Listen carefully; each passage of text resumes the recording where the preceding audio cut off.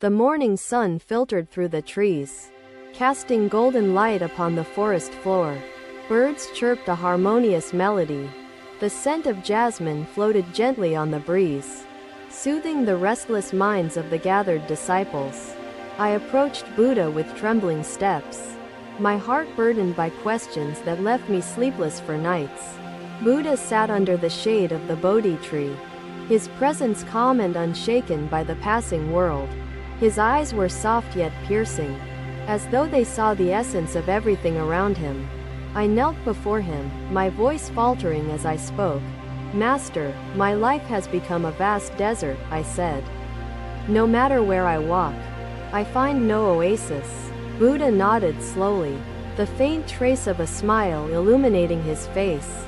He gestured for me to sit close, among the disciples who listened in reverent silence. "A desert, you say?" Buddha responded, his voice gentle yet profound. "Do you seek water, shade, or simply an escape from its expanse?" I struggled to find words. My thoughts tangled like vines in the dense forest of my mind. "I seek purpose," I finally admitted. Yet the more I search, the more the meaning seems to drift away. Buddha looked at the ground, picking up a small pebble from the earth. He turned it over in his hand, studying it with interest. "This pebble has no voice, yet it carries its own weight in the universe," he began. "It does not seek purpose, yet it shapes the flow of water in its path." I frowned, not fully grasping his words, as doubt clouded my thoughts once more. "But Master, I am not a pebble. My mind is restless, my heart feels hollow, and I am lost."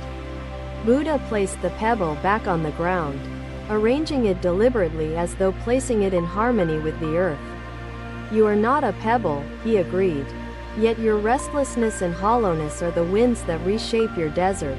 The disciples murmured softly, their eyes fixed on Buddha, absorbing his every word as though it was nectar.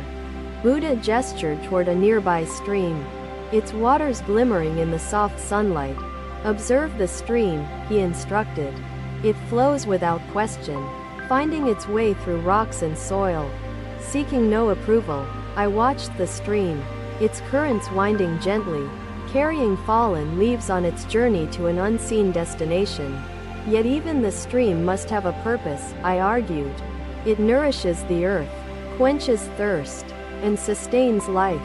Buddha inclined his head slightly, as though acknowledging a point fairly made yet incomplete. "Indeed," he replied, "its purpose is revealed in the flow, not in its stillness or contemplation." He turned back to me, his gaze steady and unwavering. "Likewise, your purpose will not appear through searching outwardly but by flowing within the river of your being."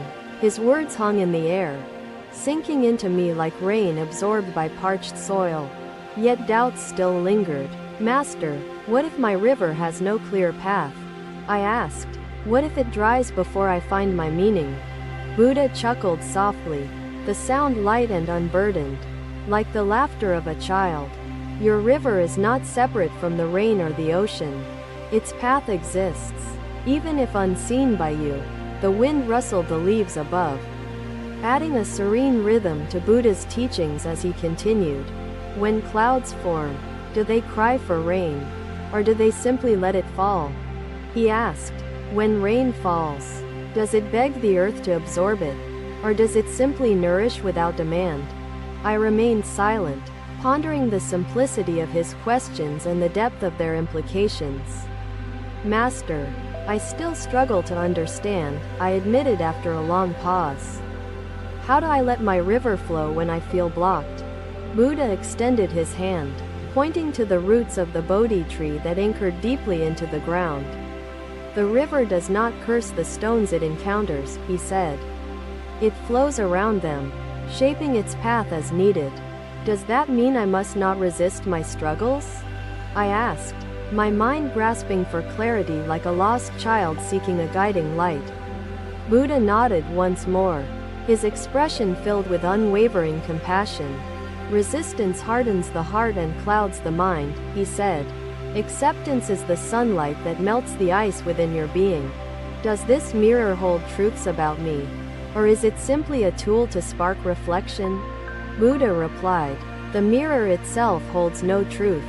It only prompts you to uncover the truths you carry within yourself. Master, is this acceptance the meaning of life itself? I asked, my voice barely audible. Buddha closed his eyes briefly, as if reflecting upon the cosmos before opening them again. Meaning is not a destination but a dance between your questions and your stillness, he said. The disciples fell into meditative silence, their breaths synchronizing with the gentle rhythm of the stream nearby. I remained seated before Buddha, my heart no longer a desert but a fertile land awaiting its first rains. Though the fullness of his teachings was yet to bloom within me, I felt the first seeds of understanding taking root. The sun continued its ascent, casting long shadows that seemed to embrace both light and darkness in harmony. In that moment, under the shelter of the Bodhi tree, I realized that my search for purpose was not a failure. I want to grow, but I fear I may lack the strength to embrace all that unfolds within. Buddha placed his hand on the wanderer's shoulder. Another day, another gathering under the Bodhi tree where Buddha's wisdom illuminated the lives of those who sought clarity. The morning was serene, the forest alive with the gentle rustling of leaves and the calls of distant birds. I sat amidst the disciples, my mind restless, shadows of doubt lingering despite Buddha's earlier teachings. Buddha, radiant with calmness, looked upon each of us as though he saw the hidden struggles we carried within. The silence was profound, broken only by the soft murmur of the nearby stream winding its way through rocks and roots. I spoke hesitantly, my voice carrying the weight of uncertainty. Master, I have tried to accept the flow and embrace the struggles, yet my heart still feels clouded by shadows. Buddha nodded slightly, his gaze falling upon the pond before him, its surface shimmering in the morning light. Shadows are not to be feared, Buddha said, his voice steady and compassionate. They are the very roots of the lotus's bloom. The disciples listened intently, the weight of his words sinking deeply into our hearts as we waited for further wisdom. Buddha knelt by the pond, his fingers brushing the water, ripples spreading outward like waves of thought. The lotus roots itself in the mud, hidden from the light. Buddha continued. The mud is dark, yet it nourishes the bloom above. I frowned, struggling to reconcile the idea that darkness could bring nourishment, that shadows could be embraced rather than fought. But Master, I asked, what if the mud becomes overwhelming? What if it suffocates the lotus rather than feeding its bloom? Buddha stood slowly, holding a lotus flower he plucked delicately from the pond. The flower was pristine, its petals untouched by the mud below. This lotus does not fight the mud, Buddha said. It rises above, carrying the essence of both light and shadow. His words resonated deeply, their simplicity hiding layers of profound truth that I struggled to fully grasp. The disciples murmured softly, sharing their thoughts and doubts as Buddha gazed upon each of us with unwavering patience.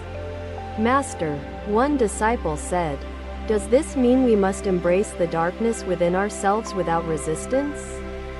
Buddha turned to the disciple, his expression serene yet filled with understanding. Resistance blinds the mind and hardens the heart, Buddha said. Acceptance allows the shadows to guide the roots toward growth. The morning continued its quiet course, the forest enveloping us in its harmony, the sunlight casting intricate patterns upon the ground. I reflected deeply on Buddha's teachings, my heart yearning for clarity even as his wisdom began to take root within me. Master, how do we avoid being consumed by our shadows while accepting them? I asked, my voice tinged with hesitation. Buddha smiled gently, his presence unshaken by the heaviness of the questions that lingered in the air. Balance is key, he replied. The river flows between its banks, never favoring one over the other. maintaining harmony in its path. His words were like a delicate thread weaving through the tapestry of my doubts, binding them together with understanding. The disciples sat silently, their breaths synchronized with the gentle rhythm of the stream nearby. Our minds united in reflection. Buddha continued, his gaze shifting to the towering trees above, their branches intertwined, creating a canopy of protection. The tree does not fear the storms or seek shelter from the sun, Buddha said. It bends with the winds and grows toward the light. I closed my eyes briefly, allowing the weight of his teachings to settle within me, finding stillness in the midst of my turmoil. Master, how does one find meaning in embracing both shadows and light? I asked, feeling the courage to question openly. Buddha's gaze softened, his voice carrying the depth of universal truth. Meaning is not found in separation, he said. It is discovered in the unity of all things, in the dance of opposites. The disciples exchanged glances, their faces reflecting both doubt and hope, their hearts yearning for clarity amid the complexity of life. Buddha walked slowly to the edge of the pond, his steps deliberate, his presence calming the restless currents of our minds. Look into the water, Buddha said. Do you see the reflections of the light and the shadows dancing together? We gathered closer to the pond, peering into its surface, where sunlight and shadow intertwined in patterns of beauty.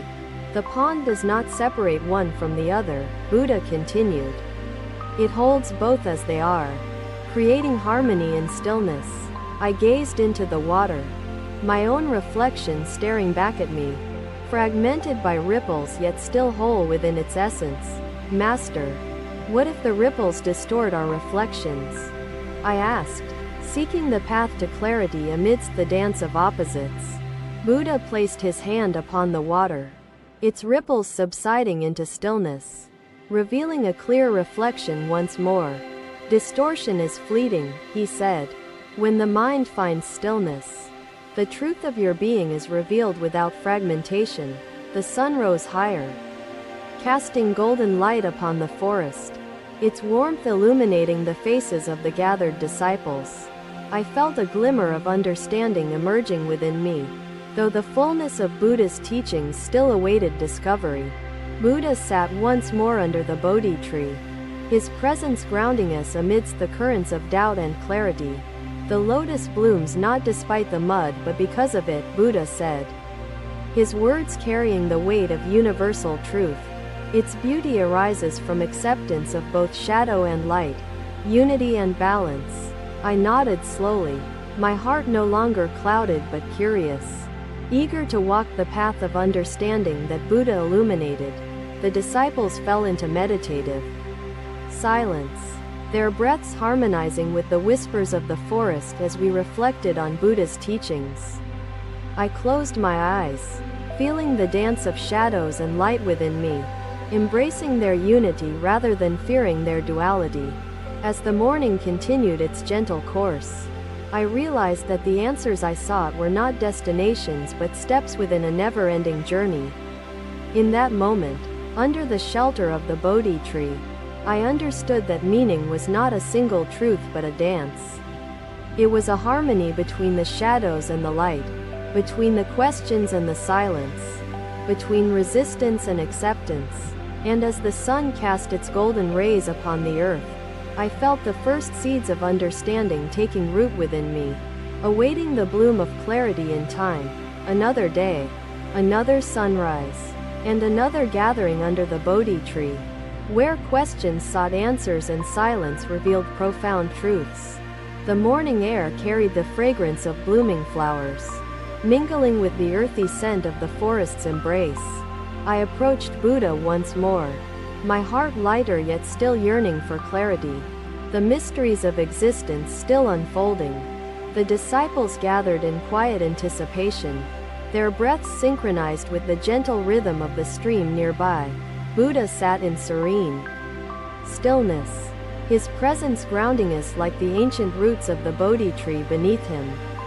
His gaze swept over the disciples, resting briefly on me, As though sensing the questions lingering in my mind, I knelt before him, my voice steady yet filled with the weight of curiosity. Master, I have embraced the river, the shadows, and the stillness, I said. Yet the meaning I seek still eludes me. Buddha nodded slightly, his expression one of boundless compassion, as though my struggles were not burdens but steps toward awakening. Meaning is not a prize to be won, Buddha said. It is the mirror within the lake's still waters. The disciples leaned forward, their attention unwavering, each word of Buddha's teachings illuminating their paths toward understanding. Master, how do we reach the mirror's stillness when ripples disturb its surface? I asked, seeking clarity in the midst of complexity. Buddha extended his hand, pointing to the lake, its surface calm yet reflecting the interplay of sunlight and shadow. The ripples are not the enemy, Buddha said. They are the dance of existence, revealing both fragmentation and unity. I gazed into the lake, my reflection broken by the gentle currents, yet still present within the distortions. But Master, I asked, what if the ripples hide the truth of our being? Buddha smiled faintly, his presence unshaken by the weight of my question. Truth does not vanish, he replied. It waits patiently beneath the surface, awaiting stillness. The disciples remained silent, their breaths mingling with the whispers of the forest as Buddha's wisdom resonated deeply within us. He gestured to the sky, where clouds drifted slowly, their shapes shifting with the winds. Do the clouds lament their changing forms? Buddha asked. Do they hold themselves in stillness, fearing distortion? I watched the clouds, their movements neither chaotic nor deliberate, simply flowing with the currents of the unseen winds. No, Master, I answered, the clouds accept their transformation, embracing the winds without resistance. Buddha nodded, his expression filled with gentle encouragement. Like the clouds, you must embrace the currents of your being, allowing transformation to reveal your essence. The sun rose higher, casting golden light upon the disciples, illuminating our faces as we reflected on Buddha's teachings. I closed my eyes briefly, feeling the weight of his words settling within me like rain absorbed by the earth. Master, how do we find stillness amidst the currents? I asked, my voice steady but filled with uncertainty. Buddha gestured toward the lake once more, its surface rippling with the gentle breeze that swept through the forest. Stillness is not the absence of movement, Buddha said. It is the harmony of opposites, the unity of chaos and calm. The disciples exchanged glances, their faces reflecting both doubt and hope, their hearts yearning for clarity amidst complexity. Master, is meaning found in unity? I asked, seeking the thread that would bind together the fragments of my understanding. Buddha looked toward the towering trees above, their branches intertwined, creating a canopy of protection. Unity is the foundation of meaning, Buddha said. It is the dance between light and shadow, silence and sound. The disciples fell into meditative silence, their breaths synchronizing with the gentle rhythm of the stream nearby. Buddha continued, his voice carrying the depth of universal truth that transcended the boundaries of our minds. The mirror of stillness reflects not only clarity but the dance of existence itself, Buddha said.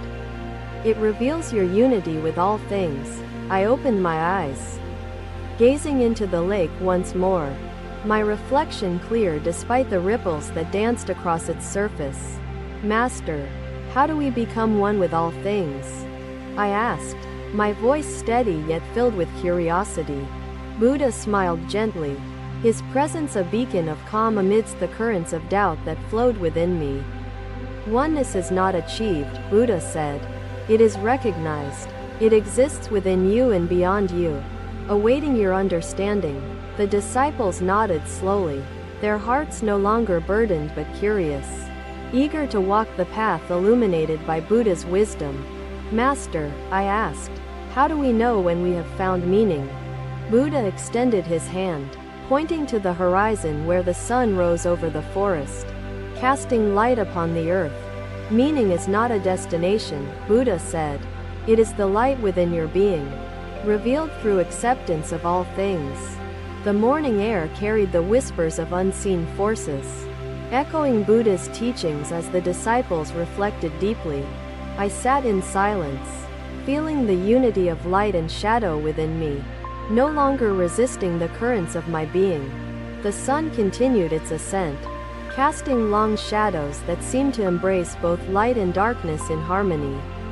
In that moment, under the shelter of the Bodhi tree, I understood that meaning was not an answer but a journey.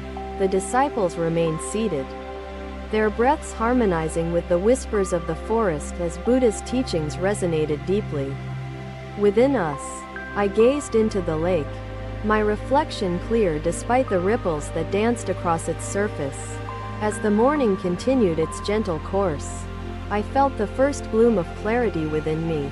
In that moment, I realized that the path to meaning was not ahead of me but already within me, awaiting discovery in each silent breath. Thank you for watching. Buddha's teachings are always with you. Subscribe to our channel and we will see you in the next video.